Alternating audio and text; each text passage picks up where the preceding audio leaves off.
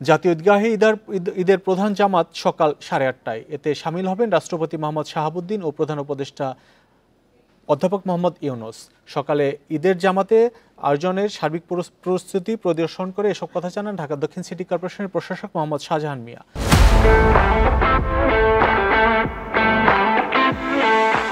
বলেন, এরই মধ্যে জাতীয় ঈদগাহে ঈদের জামাতের সব ধরনের প্রস্তুতি শেষ হয়েছে। বৃষ্টি হলে বিকল্প ব্যবস্থা হিসেবে বায়তুল মোকাররম মসজিদে হবে ঈদ জামাত সকাল 9টায়। এবার ঈদগাহে 250 ভিভিআইপি সহ 35,000 মুসল্লি জামাতে অংশ নিতে পারবে। নারীদের জন্য থাকছে পৃথক ব্যবস্থা।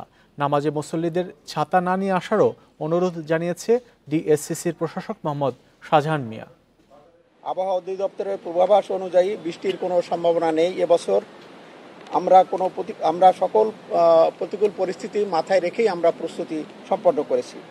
আমরা আশা করছি মহামান্য রাষ্ট্রপতি, মাননীয় প্রধান উপদেষ্টা মহোদয় দুজনই জাতীয় ঈদগাহ ময়দানে ঈদের জামাতে অংশগ্রহণ করবেন। এটি আমাদের ঈদ আনন্দেরই বহুগুণে বাড়িয়ে দেবে।